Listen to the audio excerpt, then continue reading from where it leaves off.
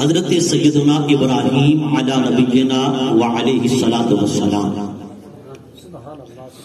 اپنی صفت خلت پر رب کائنات کی طرف سے مہر تصدیق ثبت کرانے کے لیے کہ میں اللہ کا خلیل ہوں، اللہ نے مجھے اپنا دوست بنایا ہے، رب کائنات جل وجہہ الکریم کی بارگاہ میں یہ سوال کیا، مولا مجھے یہ دکھا، میں یہ دیکھنا چاہتا ہوں کہ تم مردوں کو کیسے زندہ کرتا ہے، مردوں کو کیسے زندہ کرتا ہے۔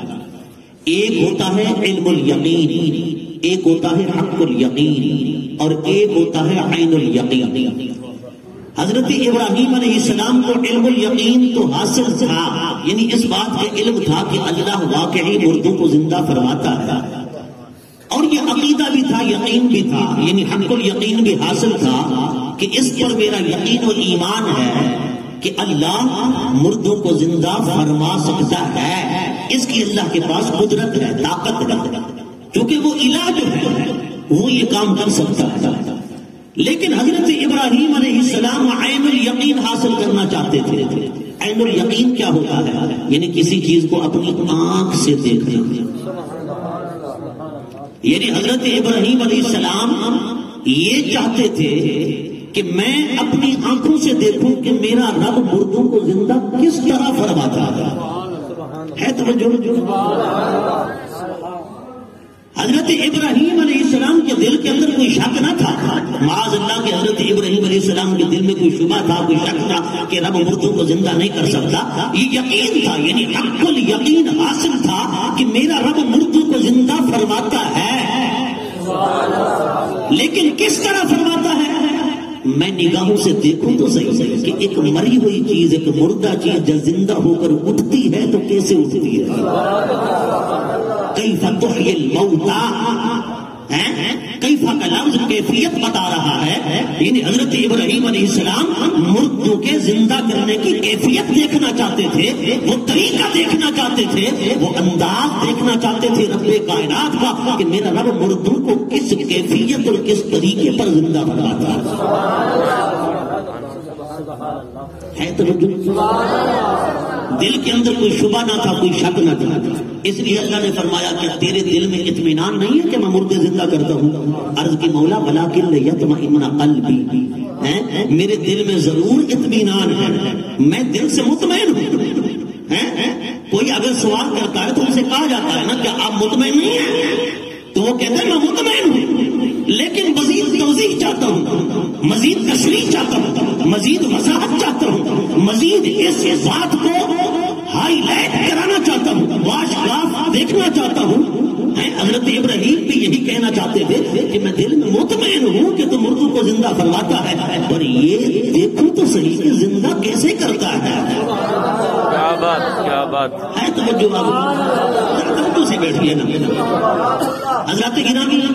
کل کلاں کوئی یہ کہہ سکتا تھا کہ دیکھو حضرت ابراہیم علیہ السلام کے دل میں شک تھا، انہیں یہ یقین ہی نہ تھا کہ رب مردے زندہ کرتا ہے، تو اس لیے حضرت ابراہیم علیہ السلام نے سوال کیا، رب نے اطمینان والی بات فرما کر، اطمینان والا سوال اٹھا کر ان لوگوں کے اس وہم کو بھی دور فرما دیا کہ حضرت ابراہیم شک کی بنیاد پر سوال نہیں کر رہے تھے، صرف اس کو آنکھوں سے مشاہدہ کرنے کی بنا پر سوال کر رہے تھے، کیونکہ یہ فرمان ہے نا لیس الخبر کالمعاینہ، لیس الخبر کالمعاینہ، خبر جو ہے وہ معائنے کی طرح نہیں ہوتی ہے۔ ایک چیز کی آپ کو خبر دی گئی کہ فلاں چیز ایسے ہے، اور ایک چیز وہ ہے، ایک واقعہ وہ ہے جس کو آپ نے اپنی آنکھ سے دیکھا، مشاہدہ کیا، معائنہ کیا، کہ دونوں برابر ہو سکتے ہیں؟ نہیں سمجھے بات؟ آپ بڑے سمجھدار حضرات بیٹھے ہو، ذرا بولو تو صحیح نا، ہاں نہ میں جواب تو دو۔ ایک بات کی آپ کو دی گئی خبر، اور ایک بات کو آپ نے خود دیکھا، تو پکی کون سی ہے؟ دیکھی جانے والی یا خبر دی جانے والی؟ دیکھی جانے والی نا۔ تو حضرت ابراہیم کو یہ خبر تو تھی کہ وہ مردے زندہ فرماتا ہے، لیکن حضرت ابراہیم دیکھنا چاہتے تھے کیسے فرماتا ہے۔ حضرت ابراہیم علیہ السلام کو رب نے فرمایا اے میرے ابراہیم اگر تو مردوں کو زندہ کرنا یا ہونا دیکھنا چاہتا ہے پھر 4 پرندے لے لے. تفاسیر میں آتا ہے ایک مور کا ذکر، دوسرا مرغ کا ذکر، تیسرا کوے کا ذکر، چوتھا کبوتر کا ذکر بھی آیا ہے، اس کی جگہ چیل کا ذکر بھی آیا ہے جسے ہم یت کہتے ہیں. اللہ نے فرمایا یہ 4 پرندے لے لے، ان کو ذبح کر، ان کا قیمہ بنا، پھر ان کے قیمے کو آپس میں مکس کر، پھر مختلف پہاڑیوں پر تھوڑا تھوڑا اٹھا کر رکھ دے. پھر اللہ پاک نے فرمایا ثم ادعوہن، پھر انہیں پکار، پھر انہیں آواز لگا، پھر انہیں بلا. یاتینک سعیا، وہ دوڑتے ہوئے تیرے پاس آئے. حضرت ابراہیم علیہ السلام نے ایسا ہی کیا. پھر اللہ حضرت ابراہیم علیہ السلام نے انہیں آواز دے کر بلایا. وہ جو قیمہ ان کا مکس ہو چکا تھا نا، مرغ کا قیمہ کبے کے قیمے میں، کبے کا قیمہ چیل کے قیمے میں، چیل کا قیمہ مور کے قیمے میں، وہ قیمے کی بوٹیاں اٹھ اٹھ کر آپس میں جڑنے لگی. حضرت ابراہیم کے آواز لگانے پر وہ جڑتی چلی گئی، گوشت جڑ گیا. پھر اس پر بالوں پر آ گئے، ٹانگیں لگ گئی، پر لگ گئے، چونچیں لگ گئی، ان کی آنکھیں لگ گئی. پورے کا پورا مرغ کوا تیار ہو گیا اور دوڑتے ہوئے حضرت ابراہیم کے قدموں میں آ گئے. رب نے فرمایا میرے ابراہیم تمامیت قلبی حاصل کر لے، میں مردوں کو اس طرح زندہ فرما دوں. مردوں کو رب نے زندہ فرما دیا. لیکن یہ قابل توجہ بات، اللہ رب العزت نے ڈائریکٹ فرمایا تھا وہ مرغ زندہ ہو جا، وہ مور زندہ ہو جا، وہ چیل زندہ ہو جا، وہ کبے زندہ ہو، میرے ابراہیم کے پاس جا. نہیں، اللہ نے فرمایا ثم ادعوہن، اے میرے ابراہیم تو آواز لگا، اے میرے ابراہیم تو پکار. دعوت سے بنا ہے، دعوت کا معنی بلانا، آواز لگانا. اے میرے ابراہیم تو آواز لگا. کیا رب ڈائریکٹ وہ پرندے جو مر چکے تھے زندہ نہیں فرما سکتا تھا؟ فرما سکتا تھا نا. ابراہیم کو وسیلہ کیوں بنایا؟ رب نے ابراہیم کو وسیلہ بنا کر بتا دیا اور مردے زندہ کرتا ہوں، پر کرتا اس طرح ہوں، کبھی نبی کے ذریعے زندہ کرواتا ہوں، کبھی ولی کے ذریعے زندہ کرواتا ہوں. نہیں سمجھے بات؟ سمجھو بڑے ڈھیلے ہو. یہ قرآن سے ثابت ہے. تو آواز لگا، تو پکار، میرے ابراہیم تو آواز لگا. پھر اس میں بڑی قابل توجہ بات، حضرت ابراہیم نے پکارا، بلایا، آواز لگائی. ان کو آواز لگائی، مرغ کو، مور کو، کبے کو اور چیل کو. زندہ تھے یا مردہ؟ بولو یار بولو. یہ گھٹنے چھوڑ دو، ذرا توجہ سے بیٹھو میری بارگاہ. کیا وہ کیسے زندہ تھے یا مردہ تھے نا؟ پھر بلانے والا کون ہے؟ ان کو آواز دینے والا ابراہیم علیہ السلام.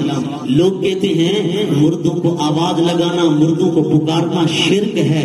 بندہ اگر مردے کو پکارے مشرک ہو جاتا ہے. میں نے کہا پھر یہ فتویٰ سنی پر نہ لگاؤ، صرف یہ فتویٰ اللہ کے خلیل ابراہیم پر بھی لگاؤ کہ وہ فرما رہے ہیں یا غراب، یا دیگ، یا طاؤس، اے مور میں تجھے بلاتا ہوں، اے مردہ مور میں تجھے بلا رہا ہوں، اے مردہ مور میں تجھے بلا رہا ہوں، اے مردہ کبے میں تجھے بلا رہا ہوں. اور میں نے کہا یا کا لفظ مفسرین نے لکھا اگر غراب کے ساتھ لگانا جائز ہے، دیگ کے ساتھ لگانا جائز ہے، طاؤس کے ساتھ لگانا جائز ہے، کیونکہ میں اردو زبان میں بلاؤں گا نا اے مرغ، اے کبے، اے پرندے، اے مور، اے فلاں. حضرت ابراہیم نے عربی میں بلایا نا. عربی کے اندر مور کو کیا کہتے ہیں؟ دیگ. مور کو کیا کہتے ہیں؟ طاؤس. کبے کو کیا کہتے ہیں؟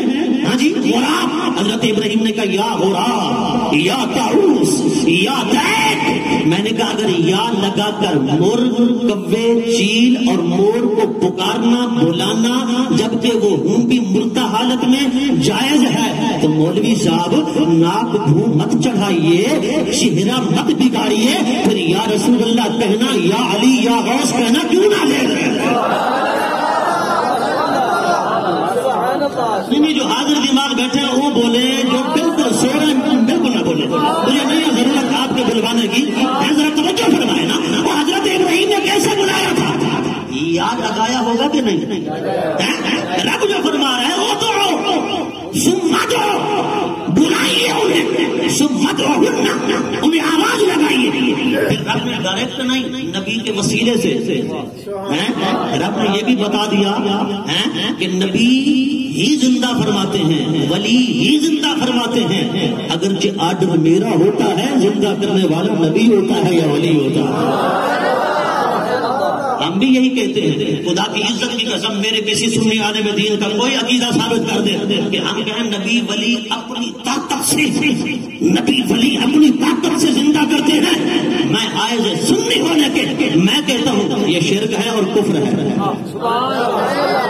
نہیں سمجھے گا، اتنا واضح گا، اتنی واضح بات یار پھر بھی دیا ہو.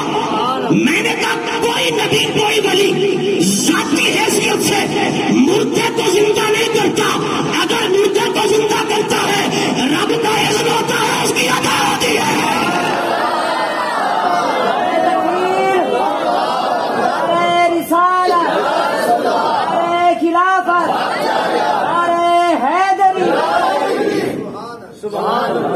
کس کی عطا ہوتی ہے؟ رب کی عطا ہوتی ہے.